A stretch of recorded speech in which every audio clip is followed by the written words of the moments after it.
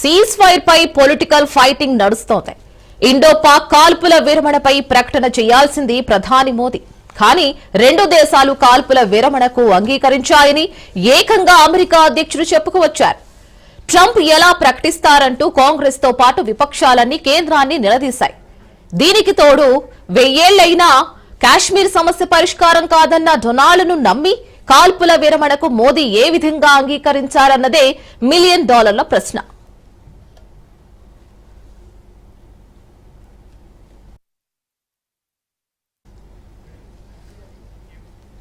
పేనుకు పెత్తనమిస్తే తలంతా కొరికిందన్నట్లుగా మారింది అమెరికా వైఖరి. తన ఆధిపత్యం కోసం ప్రపంచంలో ఎదిగే దేశాలన్నిటిలోనూ మంట పెట్టి చలి కాచుకోవడం ఆ దేశానికి అలవాటే. సందు దొరికితే చాలని కాచుకు కూర్చున్న ట్రంప్ ఇండియా పాక్ మధ్య సయోధ్య అంశాన్ని పక్కన పెట్టి కాశ్మీర్ పై పెద్దరాయుళ్లా తీర్పు చెప్పేందుకు రెడీ అయ్యారు. దీంతో నరేంద్ర మోదీ ప్రభుత్వ తీరుపై ఇంటా బయట విమర్శలు వెల్లువెత్తుతున్నాయి.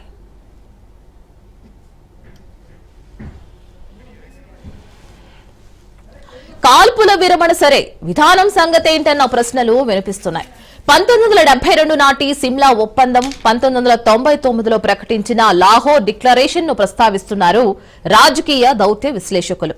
ఇరు దేశాలు ద్వైపాక్షిక చర్చల ద్వారానే సమస్యలను పరిష్కరించుకోవాలి. మూడో పక్షం మధ్యవర్తిత్వాన్ని భారత్ ఏనాడూ అంగీకరించలేదు. మరి అందుకు భిన్నంగా సీజ్ ఫైర్ జరిగిందా? ట్రంప్ ట్వీట్ల మతలబేంటి అనే సందేహాలు సర్వత్రా వినిపిస్తున్నాయి. సీజ్ ఫైర్ తర్వాత ఇందిరాగాంధీ పేరు మారుమోగిపోతోంది. 1971 యుద్ధంలో ఇండియా తిరుగులేని విజయాన్ని సొంతం చేసుకుంది. ఏకంగా పాకిస్తాన్ ను రెండుగా చీల్చి బంగ్లాదేశ్ కు విముక్తి కల్పించారు. అమెరికా జోక్యం చేసుకున్న ఇందిరాగాంధీ లెక్క చేయలేదు. కాంగ్రెస్ తన అధికారిక ఎక్స్ హ్యాండిల్లో ఇందిరాగాంధీ అమెరికా మాజీ అధ్యక్షులు రిచర్డ్ నిక్సన్ల ఫోటోలను షేర్ చేసింది. మేం ధైర్యంగా ఉన్నాం, బలంగా ఉన్నాం, దేశ గౌరవంపై రాజీ పడకుండా దేశం తరపున నిలబడడం అంటే ఇదంటూ ట్వీట్లో తెలిపింది. 1971 యుద్ధం అయినా, పోఖ్రాన్ అణు పరీక్ష అయినా, శరణార్థులకు సంక్షోభమైన, అమెరికా ఒత్తిడి అయినా ప్రతి రంగంలోనూ ఇందిరాగాంధీ తీసుకున్న నిర్ణయాలే ఆమెను చరిత్రలో ఉక్కు మహిళగా నిలిచేలా చేశాయి.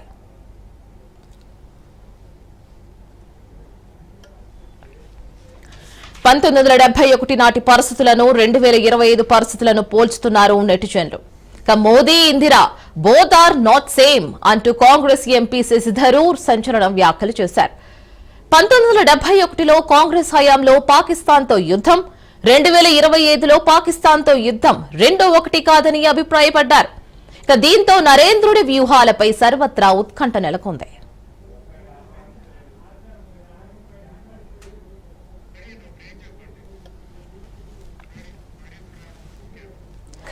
సో ఇదే ఈ రోజు అంశం. మోదీ వ్యూహం ఏంటి, సమాధానం ఏమిస్తారు అని ప్రతి ఒక్కరు కూడా ఎదురు చూస్తున్న టైంలో సో ప్రెస్ మీట్ పెట్టి ద్వారా ప్రజలకి ఏం చెప్తారు అని కూడా ప్రతి ఒక్కరు కూడా ఎదురు చూస్తున్న టైంలో ఈ రోజు ఇదే టాపిక్ మీద మనం మాట్లాడుకుందాం. సో మనతో పాటు జాయిన్ అవుతున్నారు సీనియర్ జర్నలిస్ట్ రామచంద్రరావు గారు అండ్ ఆల్సో బొల్లం మల్లయ్య యాదవ్ గారు, బీఆర్ఎస్ మాజీ ఎమ్మెల్యే, అండ్ అలాగే అందే సత్యం గారు అనలిస్ట్, చరణ్ కౌశిక్ యాదవ్ గారు తెలంగాణ కాంగ్రెస్ నాయకులు, అండ్ విఠల్ గారు బీజేపీ నాయకులు.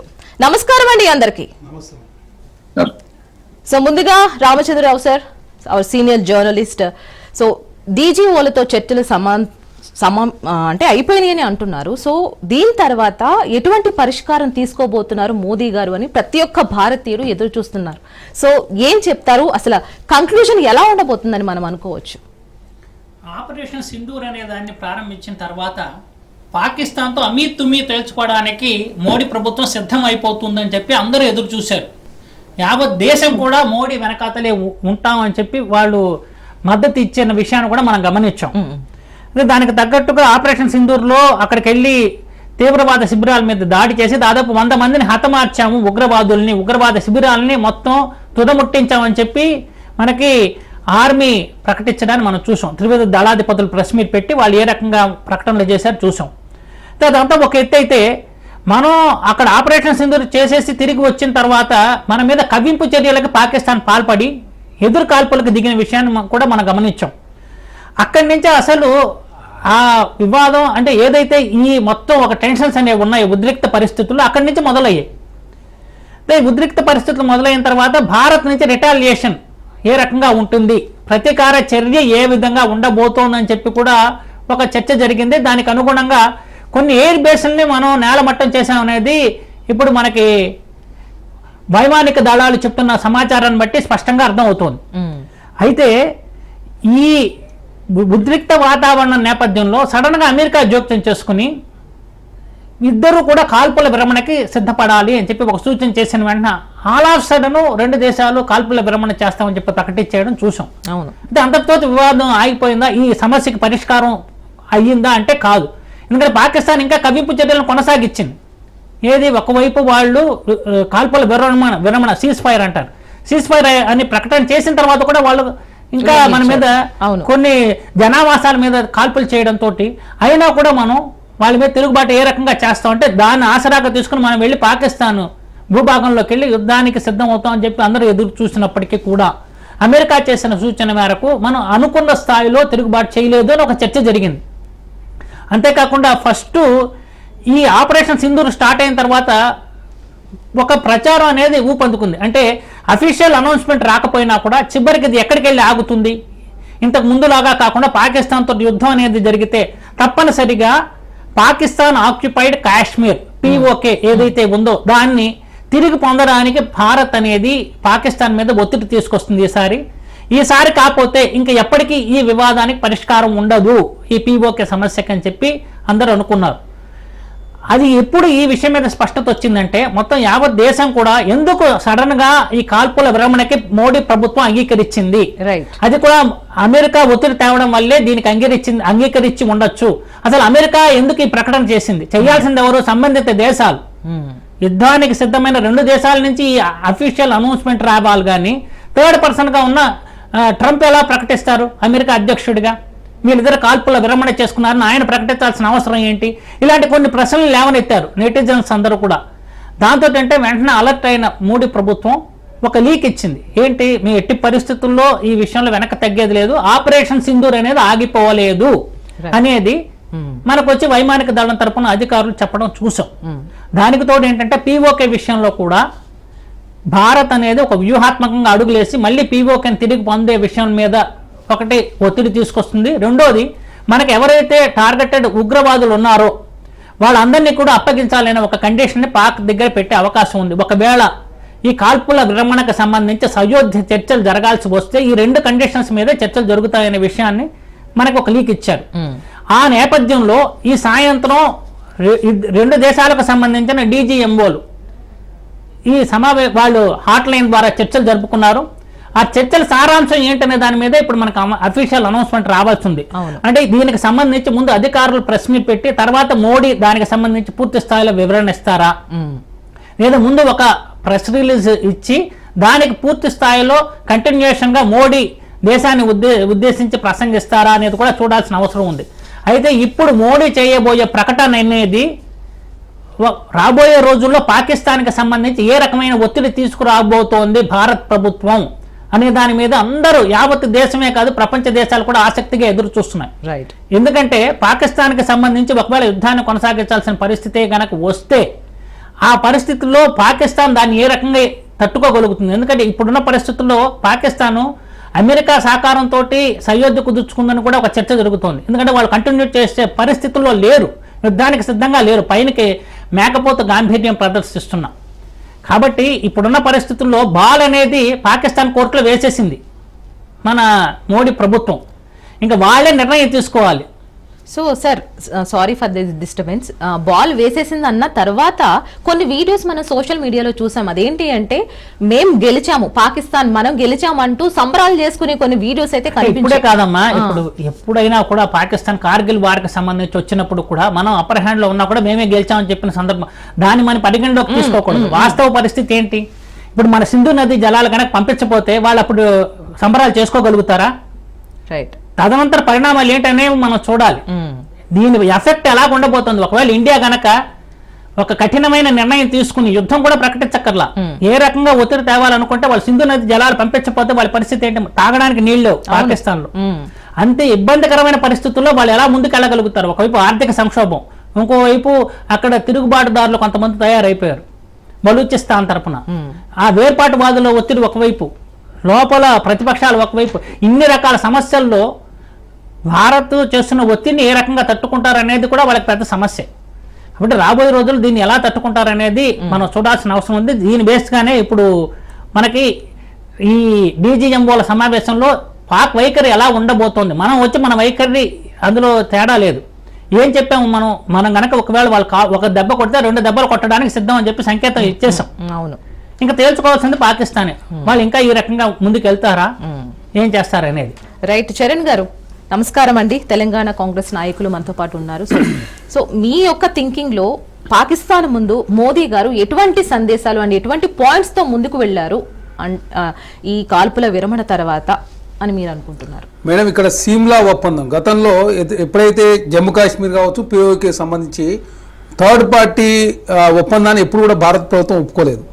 కానీ మొదటిసారి అమెరికా ఒత్తిడి మేరకు పాక్ కావచ్చు, అదేవిధంగా ఇండియా కాల్పుల విరమణ చేసినట్టుగా చాలా స్పష్టంగా ముందు ట్రంప్ గారు ప్రకటించడం, తర్వాత విక్రమ్ అంటే ఎవరైతే మనకు విదేశాంగ కార్యదర్శులు వారు ప్రకటించిన తర్వాత వారి మీద ట్రోలింగ్ స్టార్ట్ అయింది.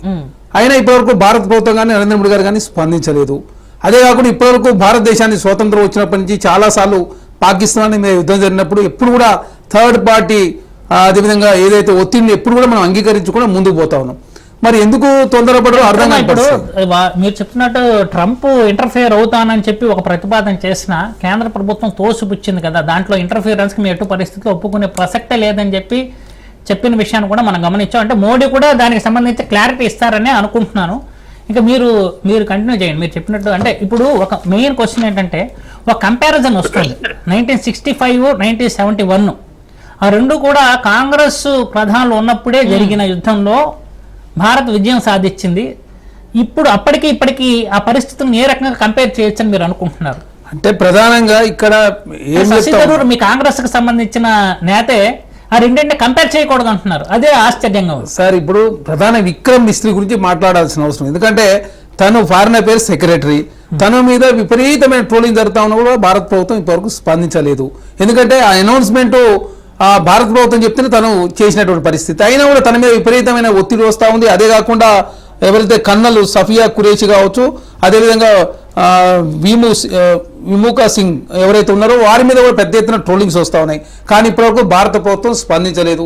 అదే కాకుండా థర్డ్ పార్టీ ఏదైతే ట్రంపే చాలా స్పష్టంగా ఒప్పుకున్న పరిస్థితి, నా ఒత్తిడి మేరకు నేను నైట్ నిద్రపోకుండా 24 గంటల పాటు శ్రమించి పాకిస్తాన్ ఇండియాను ఒప్పించిందని చెప్పి వారు మాట్లాడుతున్నారు. వారి మీద కూడా భారత ప్రభుత్వం ఇప్పటివరకు ఎలాంటి స్పష్టమైన ప్రకటన చేయలేదు. అదే కాకుండా ఇక్కడ ప్రధానంగా గతంలో చాలాసార్లు యుద్ధాలు జరిగినప్పటికీ మీరు చూడండి 1994లో ఆనాడు కోయిలేషన్ గవర్నమెంట్లో పివి నరసింహరావు గారు కూడా, ఆనాడు వాజ్పేయి గారు కూడా చాలా స్పష్టంగా అదే పిఓకేని మేము స్వాధీనం చేసుకున్నామని చెప్పేసి ఆనాడు ప్రధానమంత్రి పివి నరసింహరావు ఒప్పుకున్నప్పుడు అక్కడ కరాచీ దాకా పోతామని చెప్పి అన్న తర్వాత అంతర్జాతీయంగా ఒత్తిడి రావడంతో వారు ఆనాడు వినిపించుకున్న పరిస్థితి. ఈనాడు నరేంద్ర మోడీ గారికి పూర్తి స్థాయి మద్దతు ఉంది. అదే కాకుండా పాకిస్తాన్లో ఉన్నటువంటి లుకలుకలు భారతదేశంలో లేవు. ఎందుకంటే పాకిస్తాన్లో ఇప్పటికే ద్రవ్యోల్బణం 33% ఉంది. అక్కడ రాజకీయ పరిస్థితి కూడా అనుకూలంగా లేదు. ఎందుకంటే ఇమ్రాన్ ఖాన్ జైల్లో ఉన్నాడు, వారి మద్దతు కూడా కూడగట్టే ప్రయత్నం అక్కడ ప్రభుత్వం చేసింది. అదే కాకుండా అక్కడ కోయిలేషన్ గవర్నమెంట్ నడుస్తూ ఉంది. సైన్యంలో ఉన్నటువంటి సైన్యాధ్యక్షులు రకరకాల మాటలు మాట్లాడుతూ ఉన్నారు. బలికిస్తాన్ సమస్య ఉంది. అదే కాకుండా సింధుకు సంబంధించినటువంటి ఏదైతే ఉర్దూ కావచ్చు, సింధు లాంగ్వేజ్ సంబంధించినటువంటి సమస్య ఉన్నది. ఆ దేశంలో అంతర్గతంగా చాలా సమస్యలు, ఎందుకంటే ఆఫ్ఘనిస్తాన్ తోటి అదేవిధంగా బార్డర్ సమస్య ఉన్నది. అదే కాకుండా చైనాలో కూడా పాకిస్తాన్ కొంత తీవ్రవాదానికి సంబంధించి ముస్లింలను రెచ్చగొడుతుందని చెప్పేసి చైనా కూడా పూర్తిస్థాయి మద్దతు ప్రకటించిన పరిస్థితి. కాబట్టి జాతీయ స్థాయిలో కూడా భారత ప్రభుత్వానికి అనుకూలంగా చాలా దేశాలు మద్దతు ప్రకటించినప్పటికీ కూడా ఎందుకో దౌత్యపరంగా కరెక్ట్ వేలో ముందుకు పోలేదని చాలా స్పష్టంగా కనపడతా ఉంది. కాబట్టి ఏం చెయ్యాలని మీ ఉద్దేశం? అంటే ఇప్పుడున్న పరిస్థితుల్లో ఏం చెయ్యాలి మోడీ గారు? ఇప్పుడు మనం స్టార్ట్ చేసిన తర్వాత దాని స్థాయిలో పూర్తి స్థాయిలో చర్చలు జరగకముందే ఇప్పుడు మీరేమన్నారు, కార్పొరేట్ విరమణ జరిగిందని చెప్పారు. మీరు ప్రకటించింది ఎమ్మంటే పాకిస్తాన్ కవ్వింపు చర్యలు పాల్పడ్డది. మరి ఎక్కడ పొరపాటు జరిగినట్టు? అదే కాకుండా ఇక్కడ విదేశాంగ మంత్రి గారు కావచ్చు, అదేవిధంగా విదేశాంగ మంత్రి బ్రీఫ్ ఇయ్యలే. అదే కాకుండా ఇప్పుడు విదేశాంగ కార్యదర్శి ఇస్తే వారి మీద ట్రోలింగ్ జరుగుతూ ఉన్నాయి. ప్రధానంగా భారతీయ జనతా పార్టీ కావచ్చు, RSS సంబంధించిన నాయకులు పెద్ద ఎత్తున ట్రోలింగ్ పాల్పడంతో ట్విట్టర్ అకౌంట్ కూడా తను బ్లాక్ చేసిన పరిస్థితి. కాబట్టి ఇక్కడ ఎక్కడో మతలబు ఉంది కాబట్టి ఈ మతలబు అంతా కూడా భారత ఒక విషయం అండి, అంటే నేను అంటున్నది రాజకీయంగా మనం ఎన్ని విమర్శలనే చేయొచ్చు. మీరు అన్నారు అమెరికా ఎలాగ ఇంటర్ఫైర్ అయింది అని చెప్పి మనం దాని మీద మాట్లాడొచ్చు. మోడీ వైఖరి ఏంటో స్పష్టం చేయాల్సిన అవసరం ఉందని చెప్పొచ్చు. సైనిక వ్యవహారాలకు సంబంధించి మనం మాట్లాడేటప్పుడు ఒక దేశానికి సంబంధించి సైనిక దళాలు ఎంతో ప్రాణాలకి తెగించి వాళ్ళు పోరాడుతున్నప్పుడు మీరు ఇందాక కొంతమంది అధికారుల విషయం చెప్పారు కదా, ట్రోలింగ్ చేయడం అనేది కరెక్టా అది నేను అడుగుతున్నాను. ఎందుకంటున్నానంటే వాళ్ళు ఎంతో వాళ్ళ కమిట్మెంట్ని మనం శంకించకూడదు కదా. ఈవెన్ కాంగ్రెస్ మీ రాహుల్ గాంధీ గారు కూడా ఏమన్నారంటే రాజకీయంగా మాకు ఎన్ని విభేదాలన్నా ఉండొచ్చు కానీ సైనిక విషయాల్లో సైనిక పరంగా ఏదైతే ఉంటుందో దేశ భద్రతకు సంబంధించిన విషయంలో మేము ఎట్టి పరిస్థితుల్లో విమర్శలు చేయడానికి సిద్ధంగా లేము, మోడీకి పూర్తి మద్దతు ఇస్తాం అంటున్నారు. కాబట్టి మన చర్చ కూడా ఎలాగ వెళ్తే బాగుంటుంది అనుకుంటున్నానంటే మోడీకి సంబంధించి మీరు మాట్లాడండి, వాళ్ళ దౌత్యపరమైన విషయాలు మాట్లాడండి. కానీ మనం ఏంటంటే సైనిక దళాలకు సంబంధించి కానీ వాళ్ళ ఏ రకంగా ట్రోల్స్ చేస్తున్నారని మీరు చెప్పారు కదా, ఆ విషయానికి సంబంధించి అవాయిడ్ చేస్తే బాగుంటుందని నా అభిప్రాయం. సార్ ఇక్కడ ప్రధానంగా మేము ఒకటే కోరుతాం, ఎందుకంటే అమెరికా పెత్తనాన్ని కాంగ్రెస్ పార్టీకి ఎందుకు ఒప్పుకుంటలేమంటే F-16 యుద్ధ విమానాలు పాకిస్తాన్కు అమెరికా సప్లై చేస్తా ఉంది. మీరు ఎందుకు F-16 యుద్ధ విమానాలు సప్లై చేస్తున్నారని చెప్పి అడిగితే పాకిస్తాన్ లో ఉన్నటువంటి అంతర్గత తీవ్రవాదాన్ని అంతమొందించడం కోసం మేము $450 మిలియన్ బైడెన్ గారు ఉన్నప్పుడు సాయం చేశాడు. బైడెన్ తీసుకున్న ప్రతి నిర్ణయాన్ని సవరిస్తున్నటువంటి ట్రంప్ గారు మరి వారు వచ్చిన తర్వాత $393 మిలియన్ మరొకసారి సాయం చేశాడు. మొన్న చాలా స్పష్టంగా కేంద్ర ప్రభుత్వమే ఒక 3 రోజుల కింద వార్తలు వచ్చినాయి. ఏమని F-16 యుద్ధ విమానాలు మన భారత ప్రభుత్వం కావచ్చు మిలిటరీ వ్యవస్థ కూల్చేసింది, మన దగ్గర ఆధారాలని చెప్పేసి మనం మాట్లాడుకున్నాం. మరి ఈ సందర్భంగా అమెరికా ఇప్పుడు అదేవిధంగా F-35 యుద్ధ విమానాలు భారత ప్రభుత్వానికి అమెరికా సప్లై చేస్తూ ఉంది, F-16 యుద్ధ విమానాలు పాకిస్తాన్ సప్లై చేస్తూ ఉంది. అంటే 2 దేశాలకు యుద్ధ విమానాలు సప్లై చేసి ఇద్దరు కొట్టుకోవాలని చెప్పేసి అమెరికా భావిస్తుందా?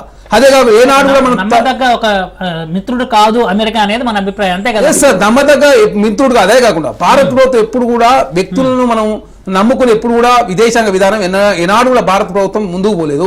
మీరు గుర్తుపెట్టుకోండి, ట్రంప్ని తీసుకొచ్చి గుజరాత్లో మీరు ప్రచారం చేస్తూ ట్రంప్ గెలుపు కోసం పాల్పడితే అక్కడ బైడెన్ గారు వచ్చిన తర్వాత భారత్ ఇబ్బంది. అంటే రాజకీయంగా ఏదైనా చేసుకోవచ్చు కానీ దేశ భద్రత అంతర్గత వ్యవహారాల్లో వేరే వాళ్ళ జోక్యం ఉండదు.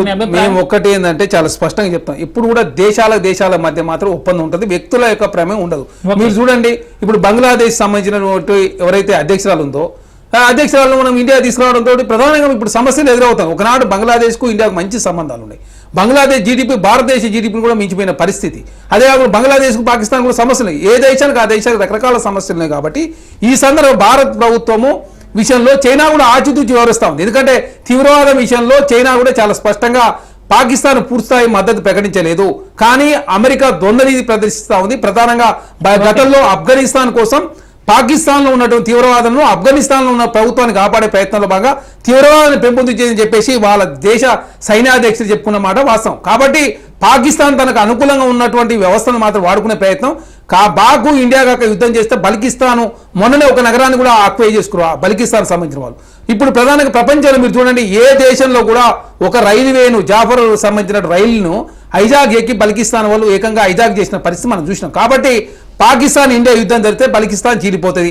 బల్కిస్తాన్ భూభాగం 42% పాకిస్తాన్లో భూభాగం ఆ బల్కిస్తాన్ సంబంధించి ఉన్నది. అక్కడ ప్రధానంగా నిక్షేపాలున్నాయి కదా, ఆ నిక్షేపాలు కాపాడుకునే ప్రయత్నంలో భాగంగా బల్కిస్తాన్ను కాపాడే ప్రయత్నం America third party agreement enter యుద్ధాన్ని ఆపినట్లయితే బల్కిస్తాన్ చీలిపోదని చెప్పేసి ఒక కుట్రలో భాగంగా ముందుకు పోతా ఉంది. కాబట్టి ఆ దిశగా ఆలోచించాలని చెప్పి కాంగ్రెస్ పార్టీ కోరింది. అదే కాకుండా ఇంకోటి చెప్తా ఉన్నాం, కాంగ్రెస్ పార్టీ CW సమావేశంలో కూడా భారత ప్రభుత్వం ఏ నిర్ణయం తీసుకున్నా కూడా మేము మద్దతు ఇస్తామని చెప్పి చాలా స్పష్టంగా, ఇక్కడ రాజకీయ కక్ష కారణాలు తావులేదని చాలా స్పష్టం.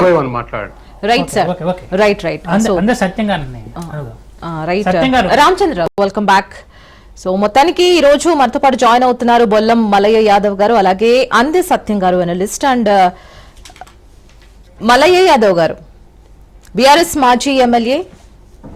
సో సార్, ఫస్ట్ నుంచి కూడా ఆపరేషన్ సింధూర్ నుంచి కూడా మన మోదీ గారి చర్యలు ఏవైతే ఉన్నాయో చాలా అంటే చెప్దామా వద్దా అనే సంకేతాలు ఇస్తూనే ఉన్నారు, స్లోగానే ఉన్నారు. సో ఇప్పటికి కూడా ఈ శాంతియుత చర్చలు చేసుకుంటున్నారా, లేక ఇప్పుడున్న ఈ సమావేశం తర్వాత ఆయన తీసుకోబోయే చర్యలు ఏ విధంగా ఉంటాయి? ఇప్పుడు అవి ప్లస్ అవుతాయా మైనస్ అవుతాయి అంటారా?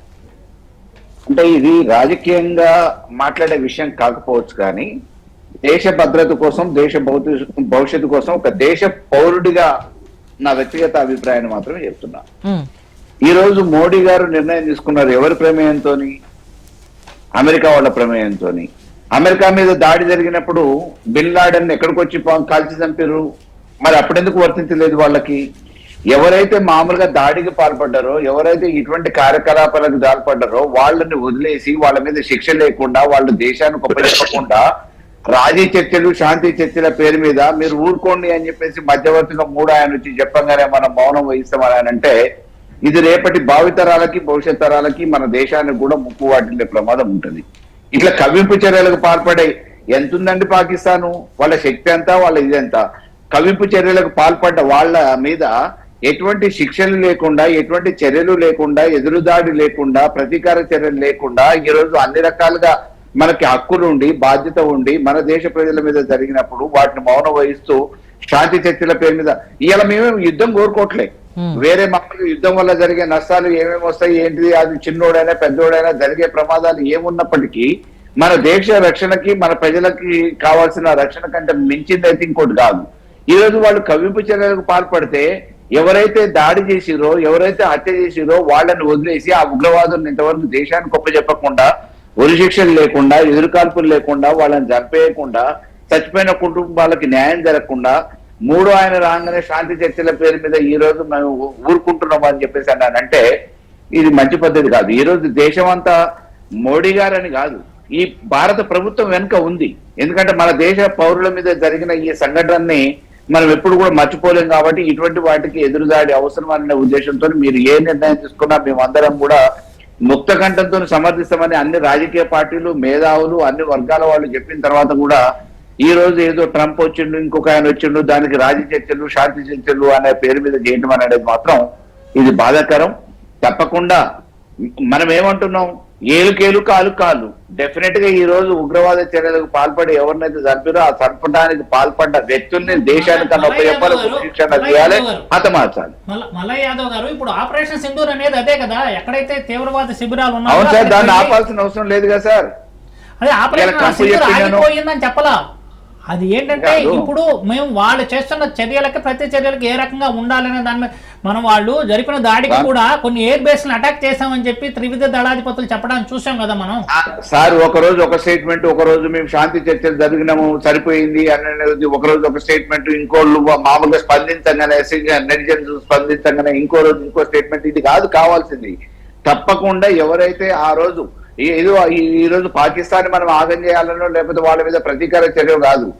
బిన్ లాడెన్ కు వర్తించింది, సద్దాం హుసేన్ కు వర్తించింది, మనకెందుకు వర్తించదు? మన దేశం మీద దాడి జరిగినప్పుడు దాడి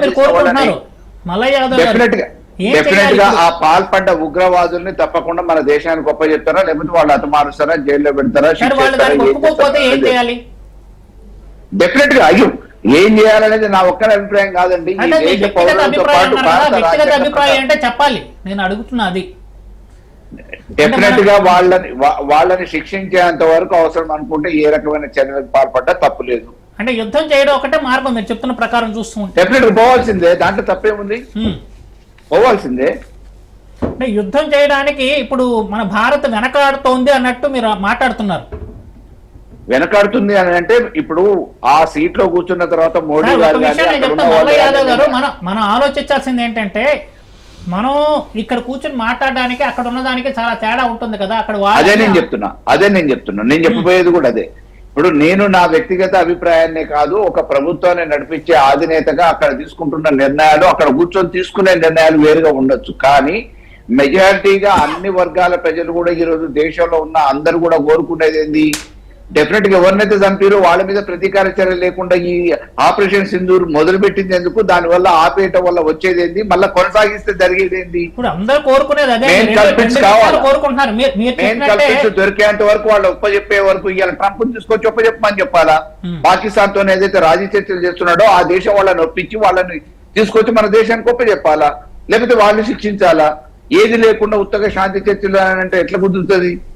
అదే అంటే మీరు అంటున్నట్టు అదే విషయాన్ని నిన్న ఒక లీక్ ఇచ్చారు, మీరు చూసారో లేదో. ఈ ఆపరేషన్ సింధూర్ అనేది ఆగిపోలేదు. ఒకవేళ పాకిస్తాన్తో చర్చలు జరపాల్సిన పరిస్థితే కనుక వస్తే పీఓకే విషయంలో ఒక క్లారిటీ రావాలి. రెండోది, ఉగ్రవాదులు ఎవరైతే ఈ టూరిస్టులని హతమార్చారో 27 మందిని, వాళ్ళని అప్పగించాలనే ఒక డిమాండ్ తోటే ఉంటుందని చెప్పి కూడా మనకి ప్రభుత్వం తరపున ఒక లీక్ ఇచ్చారు. ఇప్పుడు మోడీ గారు ఇచ్చే సందేశంలో కూడా అది ఉంటుందని చెప్పి అందరూ ఎక్స్పెక్ట్ చేస్తున్నారండి.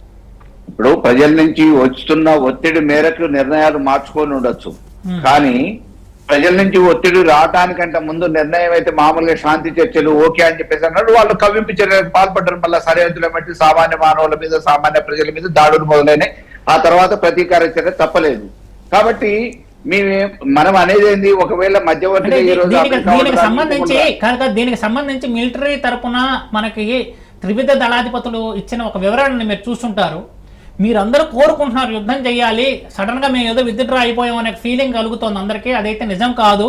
ఒకవేళ నిజంగా వెనకడుగు వేసే పరిస్థితి వస్తే పాకిస్తాన్ భూభాగంలోకి వెళ్ళి ఆపరేషన్ సింధూర్ని ఎలా మేము ఆపరేట్ చేసి వస్తాము అంటే అది అప్పుడు మాకు ధైర్యం లేకుండా మేము వెళ్ళి చేసి వచ్చామా, దానికి వీళ్ళు ఇచ్చే సమాధానం ఏంటని చెప్పి కూడా అడుగుతున్నారు. కొంతమంది ప్రశ్నలు అడిగే వాళ్ళకి వాళ్ళు ఒక సూటి ప్రశ్న వేశారు. నిజంగానే మీరు చెప్తున్నారు ఆ త్రివిధ దళాలకి పూర్తి స్వేచ్ఛను ఇచ్చినామని చెప్పారు. ఆ పూర్తి స్వేచ్ఛతోనే వాళ్ళని వదిలిపెట్టేసి మామూలుగా ముందుకు పంపమని చెప్పాలా?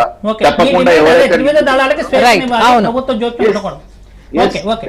ఇంకా అందే సత్యం గారిని అడుగుదాం. సో అనలిస్ట్ ఉన్నారు అందే సత్యం గారు. సార్, ఇప్పుడు అణు యుద్ధాన్ని ఆపానంటున్నారు ట్రంప్, అటు ఆపానంటూ కూడా స్వేచ్ఛగా ప్రకటిస్తున్నారు. సో అమెరికా అధ్యక్షుడు వ్యాఖ్యలను మీరు ఎలా చూడాలి, మీరు ఎలా చూస్తారు, ఎలా చూడాలి కూడా? మనం ఇప్పట్లో ఈ రోజు జరిగిన సంఘటనలు తీసుకుంటే ఒక మంచి ఒపీనియన్ కు రాలేదు. అమెరికాకు పాకిస్తాన్ అవసరం. అమెరికాకు దరిదాపు ప్రపంచవ్యాప్తంగా 318 స్థావరాలు ఉన్నాయి. అందులో కొన్ని దేశాలు స్ట్రాటజిక్ గా ఉపయోగపడే దేశాలు ఉన్నాయి.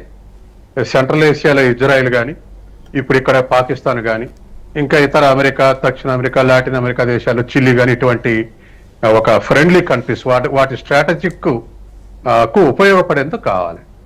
దానికి మనం భారతీయులు ఆరోపణలు చేస్తారంటాం కాకుండా మన defence minister, Pakistan defence minister ఈ 50 ఏళ్లలో ఎవరి స్టేట్మెంట్ ఒకటి ఇచ్చాడు. 30 ఏళ్లలో అమెరికా కోసం, బ్రిటన్ కోసం, పశ్చిమ దేశాల కోసమే మేము ఉగ్రవాదులకు శిక్షణ ఇస్తున్నాం, ఇప్పుడు అనుభవిస్తున్నాం అని చెప్పేసి డిఫెన్స్ మినిస్టర్ అడ్మిట్ అయింది. దీని తర్వాత ఇంకా అనుమానం లేదు. ఎందుకంటే అయ్యో కొద్దిగా చెప్పనియండి సార్, చెప్పడాక మీరు ప్రశ్న ఎదురు మధ్య కాదు ప్రతి వాక్యానికి క్లారిటీ అవసరం లేదు. నేను కన్క్లూజన్ ఇచ్చినాక అప్పుడు అడగండి. అయితే ఇవాళ ఆ స్టేట్మెంట్ ఇచ్చిన తర్వాత మనకి ఇక కన్ఫర్మ్డ్ ఏది, పాకిస్తాన్ ఇవాళ ఇట్లాగే పాకిస్తాన్ ఇంకా రిటాలియేట్ చేస్తే ఈ సందర్భంగా మనం పిఓకేని ఆక్రమించడం ఖాయం, యుద్ధం ఎక్కువ అయితే. కాబట్టి పిఓకేని ఆక్రమించకూడదు. యుద్ధం చేస్తే Pakistan is 1/7 in India, 1/7 in population, 1/7 in GDP, 1/7 in all aspects. వాళ్ళ జీడిపి $0.5 ట్రిలియన్ అయితే మనది $3.6 ట్రిలియన్. ఇట్లా ఎప్పుడు కూడా మనల్ని పాకిస్తాన్ ఓడించలేదనే విషయం పాకిస్తాన్ తెలుసు, మనకు అందరికీ తెలుసు. కానీ పాకిస్తాన్ చేయగలిగింది ఏమిటి, లేదా అమెరికా పాకిస్తాన్ ద్వారా చేయగలిగింది ఏమిటి అంటే ఉగ్రవాదులు తయారు చేసి ఇన్ఫిల్ట్రేట్ చేసి డిస్టెబిలైజ్ చేయటం. ఇదే గత 50 ఏళ్ళుగా నడుస్తున్నటువంటి కథ. కాబట్టి ఇవాళ పాకిస్తాన్ డిఫెన్స్ లో పడకముందే చర్చలని చెప్పేసి ఇవాళ మా విజ్ఞప్తి, మేము చర్చలు చేయటం వల్లనే 2 దేశాలు ఉన్నాయని ట్రంప్ ఎప్పుడైతే స్టేట్మెంట్ ఇచ్చాడో మనకు అర్థమైపోయింది. 2 డిఫెన్స్ కు పోతే పిఓకేని ఆక్యుపై చేస్తారు, పాకిస్తాన్ మిగలదు అనేటువంటి ఉద్దేశంతో ఇవాళ ట్రంప్ ఆ ప్లాన్ చేస్తే 2 దేశాలకు చర్చిస్తారని. ఇది దేశంలో బాగా ఉవ్వెత్తున వ్యతిరేకత వచ్చింది. పాకిస్తాన్ మీద దాడి చేయాలని ఘటన జరిగినాక 26 మంది అమాయకులు చంపేసినాక ప్రజలు ఎంత వ్యతిరేకత వచ్చిందో దాడి చేయాలని.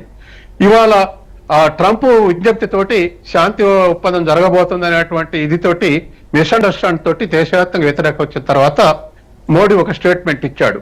ఇది ఒప్పందం కాదు, విరమణ కాదు, విరామం మాత్రమే అని చెప్పేసి ఇవాళ ఉన్నటువంటి ఈ సింధూరం ఆపరేషన్స్ లో ఇది విరామం మాత్రమే ప్రకటన చేయాల్సి వచ్చింది. అయితే సామాన్య ప్రజల ఆవేశానికి అనుగుణంగా ప్రభుత్వాలు వ్యవహరించవు. కానీ ఒకటి మన విజయం ఎక్కడుందంటే, ఇది అసాల్ట్ చేసే ముందు మోడీ సక్రంగా అన్ని రాజకీయ పార్టీలతో చర్చించడం, ఏకాభిప్రాయంతో ఇవాళ ఆపరేషన్ సింధూర్ స్టార్ట్ అయింది. అయితే ఉపసంహరించుకునే ముందు అంటే శాంతి చర్చలు జరగబోతున్నప్పుడు కూడా మోడీ మిగతా అఖిలపక్ష మీటింగ్ పెట్టి ఈ విధమైనటువంటి ప్రతిపాదన వచ్చింది రాత్రి ట్రంప్ తోటి. మనం ఏం చేద్దామని ఒక మాట వరుసగా చెప్పి ఒక ఒపీనియన్ తీసుకుంటే బాగుండేది. ఎందుకంటే ఇంటర్నేషనల్ గా ఈ సందర్భంగా మనకు వచ్చిన రెస్పెక్ట్ పాకిస్తాన్కి రాలేదు. ఎందుకు రాలేదు అంటే ఒక్కొక్క ఎవిడెన్స్ బయటపడుతూ ఉంది. ఏది మాకు సంబంధం లేదన్న దగ్గర నుంచి ఇవాళ పెహల్గామ్ లో 3-4 పాకిస్తాన్ ఆర్మీ ట్రైన్ చేసిన వాళ్ళని ఎవిడెన్స్ దొరికింది. తర్వాత ఉగ్రవాదులు జరిపితే పాకిస్తాన్ ఆర్మీ అటెండ్ అయినది ఎవిడెన్స్ దొరికింది. ఉగ్రవాదులే తుపాకులు పట్టుకొని ఊరేగింపులు చేస్తున్నారు. అట్లాగే పాకిస్తాన్ విడుదల చేయాలని ఇటువంటి అన్ని డిస్టర్బెన్సెస్ పాకిస్తాన్ లో చూసాం. బెలూచిస్తాన్ దాడి చేసింది. కానీ మన దేశంలో ఏకోన్ముఖంగా ప్రజలందరూ ఎక్కడ ప్రదర్శన చేసినా ప్రభుత్వానికి సైనికులకు సమర్థనీయంగా సమర్థిస్తూ ప్రదర్శనలు చేశారు. ఇది గొప్ప విజయం, ఏకో అభిప్రాయంతో ఉంది. అటువంటప్పుడు ట్రంప్ విజ్ఞప్తి చేశాడు అన్నప్పుడు ఒక మాటగా పార్లమెంట్ కావాలని అంటున్నారు. అది పార్లమెంట్ ఇప్పుడు కాంగ్రెస్ పార్టీ అన్నట్టుగా పార్లమెంట్ సమావేశం సాధ్యం కాకపోవచ్చు. కానీ విత్ ఇన్ 1 hour లో ఢిల్లీలో ఈ ఏర్పాటు చేసి ఈ విధమైన రిక్వెస్ట్ వచ్చింది. అందుకని విరామం ఇద్దామని చెప్పేసి ఒక ఒపీనియన్ తీసుకుంటే బాగుండేది. ఒపీనియన్ తీసుకోలేదన్నదేం అటాక్ చేసేటప్పుడే ఒపీనియన్ తీసుకొని వివరాలు ఉన్నప్పుడు ఒపీనియన్ తీసుకోకపోవటం కరెక్ట్ కాదనేది ఇవాళ రాజకీయ పక్షాల యొక్క రిజర్వేషన్. తర్వాత ప్రజల యొక్క ఏంది ఈ పేరు మీద అసలు పిఓకిని స్వాధీనం చేసుకుని పాకిస్తాన్ లేకుండా చేయాలనేటువంటిది ప్రజల ఆవేశం. అది కానీ ప్రజల ఆవేశాన్ని ప్రభుత్వం సర్వ్ చేయలేదు. ఎందుకంటే 1కి 4 సార్లు ప్రభుత్వం ప్రకటించింది మనకు ఉగ్రవాదులైన స్మార్ట్ చేయటమే మన ఉద్దేశం తప్ప ఆఖరికి పాకిస్తాన్ సైన్యం మీద అటాక్ చేసే ఉద్దేశం లేదు, ప్రజల మీద ఉద్దేశం లేదు, ప్రభుత్వం మీద అటాక్ చేసే ఉద్దేశం కూడా లేదు. ధ్వంసం చేయాలనుకున్నావు, ధ్వంసం చేసినావు. దానికి రిటాలియేటెడ్ గా పాకిస్తాన్ కొన్ని యాక్షన్స్ దిగింది కాబట్టి మనం కౌంటర్ చేశామని చెప్పేసి ఇవాళ కూడా మిలిటరీ అధికారులు ప్రకటించారు. కాబట్టి ఇవాళ పొలిటికల్ ఒపీనియన్ తర్వాత ఆ నడవడిచిన తీరు ఇంటర్నేషనల్ గా మనకు వచ్చిన రెస్పెక్ట్ పాకిస్తాన్కి రాలేదు. కాబట్టి భవిష్యత్తులో కూడా ఇవాళ అమెరికా వాస్తవానికి పాకిస్తాన్ లో డిఫెన్స్ లో పడకుంటుండటం కోసమే ఈ చర్చలు నడిపింది అనేది వాస్తవం. అమెరికన్ ఇంట్రెస్ట్ ఎప్పుడు డిఫరెంట్ గా ఉంటుందండి. ఎందుకంటే ఒక ఆఫ్ఘనిస్తాన్ లో ప్రోగ్రెసివ్ గవర్నమెంట్ గోలగొట్టడానికి పాకిస్తాన్ అమెరికా కలిసి తాలిబాన్లు తయారు చేసింది. పాకిస్తాన్ సైన్యం సగభాగం తాలిబాన్ల పేరు మీద పోయి ఆఫ్ఘనిస్తాన్ లో ముజీబు గవర్నమెంట్ ఉరితీసింది. మళ్ళీ ఆ తర్వాత మేము తాలిబాన్లు అణిచేస్తాం ఆఫ్ఘనిస్తాన్ లని జోక్యం చేసుకుని పోయేటప్పుడు తాలిబాన్లకు అప్పగించిపోయింది. అట్లాగే ఇజ్రాయెల్ అనే దేశమే లేదు. 50లో యూదులకు ఒక దేశం ఉండాలని పాకిస్తాన్ గడ్డ మీద ఇజ్రాయెల్ సృష్టించి పిఎల్ఓకి వ్యతిరేక యాసఫ్ అరాఫత్ వ్యతిరేకంగా హమాస్ను సృష్టించిందే ఇజ్రాయెల్ అమెరికా.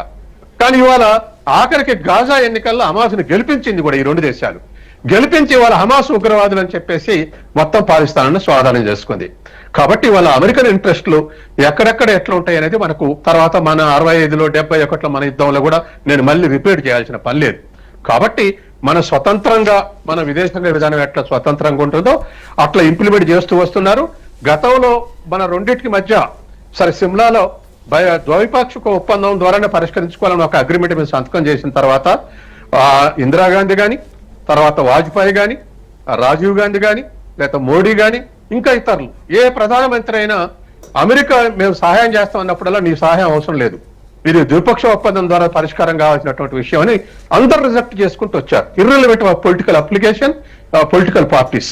అటువంటి వైఖరి ఇప్పుడు కూడా అదే విధంగా కొంచెం లేటుగా మోడీ రియాక్ట్ అయ్యాడు. అంటే మేము విశ్రామం ఇస్తున్నాం అన్న తర్వాత ప్రజల నుంచి రియాక్షన్ వచ్చిన తర్వాత అది విరామం మాత్రమే అని చెప్పేసి ప్రకటించాల్సి వచ్చింది. కాబట్టి కొద్దిగా ఆ డిఫరెన్సెస్ ఒపీనియన్స్ ని ఒక సమన్వయం చేసుకుంటూ ముందుకు పోతే ఈ ఇష్యూ మీద మనకు పరిష్కారం లభించే అవకాశం ఉంది.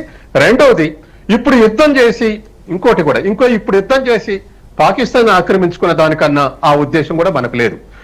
ఈ టర్మ్స్ అండ్ కండిషన్స్ లో రేపు ఉగ్రవాది భారతదేశం మీద ఏదైనా ట్రైన్డ్ ఉగ్రవాది మా దేశస్తులు కాకుండా ట్రైన్డ్ ఉగ్రవాది ఎవరైనా భారతదేశం మీద కాశ్మీర్ అటాక్ చేస్తే accountable by Pakistan accountable. That's all ఇప్పుడు జరగాల్సినటువంటి ఒప్పందంలో.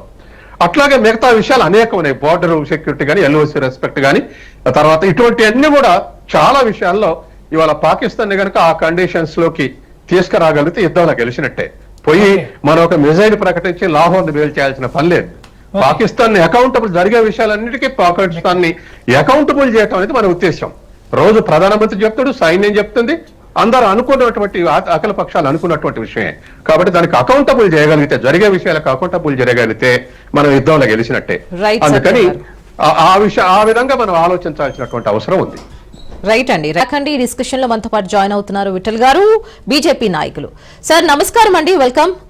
సో మోదీ గారి చర్యల్ని అండ్ ఇందిరాగాంధీ తోటి పోల్స్తున్నారు, బోత్ ఆర్ నోట్ సేమ్ అంటూ కూడా సంధిస్తున్నారు.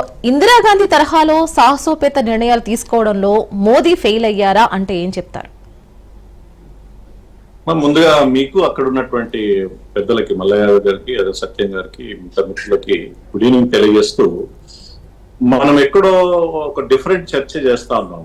అంటే నిజానికి ఇది యుద్ధమా ఆపరేషన్ అనేది కన్ఫ్యూజన్ లో మనం ఉన్నాం. రెండో అంశం ఏంటంటే డెఫినెట్ గా మోడీ గారి యొక్క దేశభక్తిని కానీ, వారి యొక్క జాతీయ భావాన్ని కానీ, లేకపోతే వారికి ఉన్నటువంటి దృఢ సంకల్పం, దేశ రక్షణ కోసం వారికి ఉన్న దృఢ సంకల్పాన్ని శంకించడం కూడా మనం ఎక్కడో పొరపాటు పడుతున్నామని అనిపిస్తా ఉంది. ఆ శంకించాడు ఎవరైనా ప్రధానమంత్రి, రైట్ ఫ్రమ్ పివి నరసింహరావు గారు మంత్రి అయినా దేశ రక్షణ విషయంలో ఎవరు కూడా రాజీ పడరు. అందులో మోడీ గారు అసలే పడరు. సో ఇక్కడ మనము ఇంట్లో కూర్చొని ఇప్పుడు క్రికెట్ మ్యాచ్ జరుగుతూ ఉంటే 100 రన్స్ కొట్టాలి, ఒక బాల్ కొడితే విన్ అయ్యేటోళ్ళము, 99 దగ్గర అవుట్ అయ్యిండు అని ఫ్రిడ్జ్ లో ఉన్న వాళ్ళకి ఏంది పరిస్థితి ఏందనేది వాళ్ళకి అర్థమవుతుంది. అట్ ద సేమ్ టైం 140 కోట్ల ప్రజలు ఇవాళ మనం యుద్ధం కాదు, అసలు యుద్ధమే కాదు, యుద్ధంలో లేము. కానీ బార్డర్ లో ఉన్నటువంటి మన సైనిక అరే ఇట్లా చేయాల్సి ఉండే, అట్లా చేయాల్సి ఉండే, త్రివిధ దళాలు ఈ పని చేయాల్సి ఉండే, ఆ పని చేయాల్సి ఉండే, కెప్టెన్ సరిగా పనిచేస్తలేడు అని చాలా విషయాలు మనం మాట్లాడతాం. మన డెమోక్రటిక్ ప్రజాస్వామ్య ప్రభుత్వం కాబట్టి అన్ని విషయాలు ఎవరైనా ఈ వేదిక, ఇట్లాంటి వేదికలు మన అభిప్రాయాలు చెప్పుకోవచ్చు. ఆ స్వేచ్ఛ ఉంది, తప్పు కాదు, చర్చించుకోవడంలో తప్పు కాదు. కానీ మోడీ గారి ఎప్పుడైతే ఈ పహల్గాం సంఘటన తర్వాత వారు ఇచ్చినటువంటి మెసేజ్ ని ఒకసారి అర్థం చేసుకోవాల్సిన అవసరం. తీవ్రవాదుల పైన మేము పోరాడతాం, వాళ్ళు ఎక్కడ దాక్కున్నా వెతికి వెంటాడి అంతం చేస్తామన్నటువంటి పదం మాట్లాడడం తప్ప పాకిస్తాన్ మీద యుద్ధం చేస్తాం, పాకిస్తాన్ ని నాశనం చేస్తాం, ఆ పాకిస్తాన్ లో 30 కోట్ల మందిని సర్వనాశనం చేస్తాము అనే మాట ఎక్కడ మాట్లాడలేదు. దానికి చాలా స్పష్టంగా ఇది ఆపరేషన్ సింధూర్. అంటే ఎక్కడైతే పహల్గాంలో ఎక్కడైతే భార్యల ముందు భర్తలు, తల్లి మీద కొడుకులని భర్తలను చంపిన సంఘటన వాళ్ళ సింధూరాన్ని కాపాడుకోవడానికి ఆపరేషన్ సింధూర్ అని పెట్టడం జరిగింది. అందులో 100% మోడీ గారు సక్సెస్ అయ్యారు. ఇవాళ ఇప్పుడు మనం చూడాలమ్మా, 9వ 10వ తీవ్రవాదుల షెల్టర్స్ ని, తీవ్రవాదుల ట్రైనింగ్ క్యాంపులని అర్ధరాత్రి ఏకకాలంలో మన it's credit goes to entire military operation. Vithal garu మీ ఆడియో బ్రేక్ అవుతోందండి. జరగలేదు. అణ్వస్త్రం కలిగిన దేశంలో ఆ దేశానికి లోపలికి పోయి అక్కడ ఉన్నటువంటి తీవ్రవాదుల స్థావరాన్ని విధ్వంసం చేయడం ద్వారా 100 మంది అక్కడ కాందార్ లో ఉన్నటువంటి అప్పుడు ఏదైతే ఐజాక్ చేసినట్టు ప్లేన్ ఐజాక్ చేసిన తీవ్రవాదులు చనిపోయారు. ఈ 5-6 మంది మొన్న దాడి చేసిన 5-6 మంది కూడా అది ఉండొచ్చు, బహుశా బయటికి తెలియదు. సో తీవ్రవాదులు లక్ష్యంగా చేసి 100 మంది తీవ్రవాదులను చంపినటువంటి అంతా మన మిలిటరీకి ఉంది. రెండోసారి వాళ్ళు ఇంకో వేరే రకంగా ఆపరేషన్ చేస్తున్నారని చెప్పేసి అక్కడ ఉన్నటువంటి మిలిటరీ స్థావర ఎయిర్ బేస్ లో మాత్రమే కొట్టాము. అంటే మొదటి నుంచి మనం చాలా స్పష్టంగా చెప్తా ఉన్నాం, డిఎస్కలేషన్ లక్ష్యంగా మనం పనిచేస్తున్నాం, మెజైర్డ్ అండ్ టార్గెటెడ్ గా మనం ఈ ఆపరేషన్ జరుగుతుందని చాలా స్పష్టంగా చెప్పి అక్కడ ఉన్నటువంటి ఎయిర్ బేస్ లో మాత్రమే కొట్టడం. మిలిటరీ ఆపరేషన్స్ అంటే అక్కడ మిలిటరీ పైన కానీ, అక్కడ ఉన్నటువంటి సైనికుల పైన కానీ, ప్రజల పైన కాకుండా ఎక్కడైతే మన పైన దాడి చేసే అవకాశం, విమానాలు ఎగిరి దాడి చేసే అవకాశం ఎయిర్ బేస్ లో మాత్రమే రెండోసారి కొట్టడం జరిగింది. కానీ పాకిస్తాన్ ఏం చేసింది, రైట్ ఫ్రమ్ కాశ్మీర్ నుంచి, శ్రీనగర్ నుంచి గుజరాత్ వరకు దాదాపు 20-30 నగరాలని 3 రోజుల నుంచి అంధకారం చేసేది. లక్షలాది మంది అక్కడ గత 3-4 రోజుల నుంచి 4-5 రోజుల నుంచి అంధకారంలో ఉన్నారు. మనం హైదరాబాద్ లో కూర్చొని, సౌత్ లో కూర్చొని ఎన్నో మాట్లాడుతూ ఉన్నాం. డే అండ్ నైట్ వాళ్ళు గ్రామాలు వదిలిపెట్టిపోయారు. టర్కీ నుంచి వచ్చినటువంటి వేలాది ఉన్నటువంటి వాటిని డ్రోన్స్ ని ఇండియా పైన దాడి చేస్తే మనకున్నట్టు యాంటీ ఎయిర్ బేస్ ఏదైతే డిఫెన్స్ సిస్టమ్ ఏదైతే ఎయిర్ డిఫెన్స్ సిస్టమ్ ద్వారా ఇవాళ మనం దేశాన్ని కాపాడుకున్నటువంటి ఘనత ఉంది. సో డెఫినెట్ గా ఇవాళ విఠల్ గారు ఒక నిమిషం. రష్యా యుక్రెయిన్ వార్ జరుగుతా ఉంది 3 ఏళ్ల నుంచి. చివరికి ఏరికి వచ్చిన వాళ్ళు చర్చలకు వచ్చారు, వాళ్ళ రేపు చర్చించుకుంటున్నారు. డెఫినెట్ గా యుద్ధాలు జరిగినప్పుడు యుద్ధాలు జరుగుతూనే ఉంటాయి, చర్చల ప్రతిపాదనలు వస్తాయి. చర్చలు చేసినంత మాత్రాన యుద్ధం విరమించినట్టు కాదు. ఇవాళ చాలా స్పష్టంగా ఆపరేషన్ సింధూర్ కొనసాగించబడుతుంది, డెఫినెట్ గా మా లక్ష్యం నెరవేరింది. ఏదైతే బార్డర్ ఏరియా ఉన్నటువంటి కవ్వింపు చర్యలు వాళ్ళు బంద్ చేయాలన్నటువంటి లక్ష్యంగా చర్చల కోసం ఆహ్వానించిన మాత్రాన ఇవాళ యుద్ధం జరిగినట్టు, యుద్ధం నుంచి విరమించినట్టు, మనం ఓడిపోయినట్టు, అసలు మనం ఏం సాధించినటువంటి చర్చలు జరుగుతున్నాం అన్నది అది సమంజసం కాదు. ఆ మిలిటరీని మనం అగౌరవపరిచినట్లయితే ఈ రకంగా మాట్లాడితే ఈ విషయంలో అవమానపరచాలనే ఉద్దేశం ఎవరికి లేదు. ఇక్కడ ప్యానల్ లో మాట్లాడిన వాళ్ళందరూ కూడా భద్రతా దళాల విషయంలో వాళ్ళు పూర్తి మద్దతునే ప్రకటించారు. మనం సక్సెస్ ని మాట్లాడుకోవాలి. ఇక్కడ అందరి అబ్జెక్షన్ ఏంటంటే ఒకే ఒక అబ్జెక్షన్, అందరు మాట్లాడిన వాళ్ళందరూ కూడా ఇదే మన దేశం తరఫున ఇప్పుడు ఆల్ పార్టీ ఇందాక అందరి సత్యం గారు చెప్పారు, ఆల్ పార్టీ మీటింగ్ పెట్టి ఏ రకంగా ఆపరేషన్ సింధూర్ చేయాలనుకుంటున్నాం అని చెప్పారు. అదే విధంగా ఇప్పుడు సీజ్ ఫైర్ విషయంలో కూడా అలా చెప్పేసి ఉంటే పోయి ఉండేది. కానీ అక్కడ ఏం జరిగింది? ఒక్క నిమిషం, నా ప్రశ్న ఏంటంటే అమెరికా అధ్యక్షుడు ట్రంప్ 2 దేశాల మధ్య సీజ్ ఫైర్ అవుతోందని చెప్పి ఆయన ప్రకటించాల్సిన అవసరం ఏం వచ్చింది అనేది ప్రతిపక్షాలు అడుగుతున్నాయి. ఒక్క నిమిషం అండి.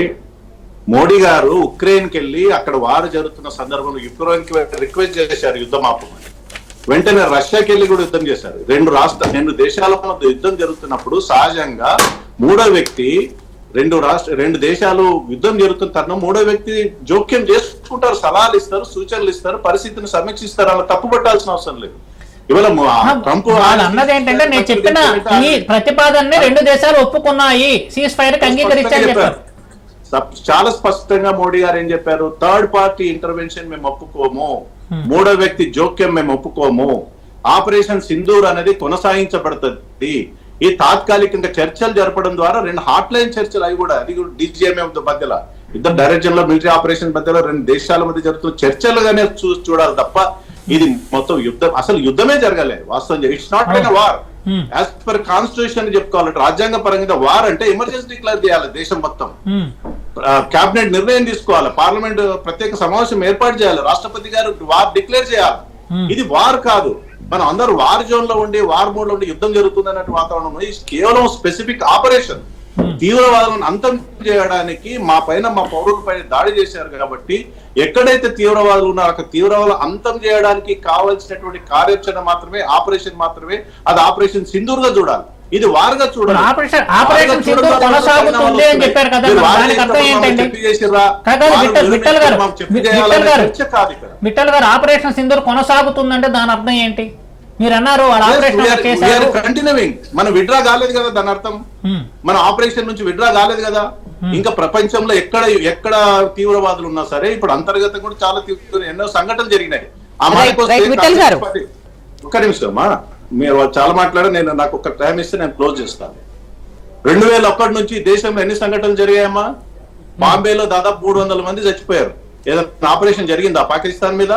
హైదరాబాద్ లో లుంబిని పార్క్, అదేవిధంగా దిల్సుఖ్ నగర్, అదేవిధంగా గోకుల్ చాట్, మద్రాసులో జరిగినాయి, బెంగళూరులో జరిగినాయి, దేశవ్యాప్తంగా పుణేలో జరిగినాయి, ఢిల్లీలో జరిగినాయి. ఎన్నిసార్లు ఆపరేషన్ చేశాం మనం? ఎప్పుడైనా ఆపరేషన్ జరిగిన ఇట్లాంటి ఆపరేషన్స్ జరిగి ఒకే ఒక్కసారి ఇవాళ ఇందిరాగాంధీ నుంచి కోరుస్తున్న సందర్భం 1971 లో ఆమె వార్ డిక్లేర్ చేసింది. వార్ అగైనెస్ట్ పాకిస్తాన్, బంగ్లాదేశ్ ని క్రియేట్ చేయడానికి వార్ డిక్లేర్ చేసి ఆమె వార్ లో ఎంటర్ అయింది. ఇది వార్ కాదు. ఇవాళ ఇంకొకటి, అప్పటికి ఉన్నటువంటి పరిస్థితులు ఇప్పటికున్న పరిస్థితులు మనం బేరీజ్ వేసుకుంటే 1971 లో పాకిస్తాన్ అనేది అణ్వస్త్ర దేశం కాదు. ఇవాళ మన భారతదేశం అణ్వస్త్ర దేశంగా ఉన్నాం, పాకిస్తాన్ కూడా అణ్వస్త్ర. పిచ్చోడి చేతిలో రాయి. అణ్వస్త్ర దేశం అంటే చైనా సపోర్ట్ చేస్తుంది, టర్కీ లాంటి దేశాలు సపోర్ట్ చేస్తున్నాయి. పిచ్చోడి చేతిలో రాయి. రైట్, మరొకసారి అందరికి థ్యాంక్ యూ అండి ఫర్ యువర్ బ్యూటిఫుల్ టైం.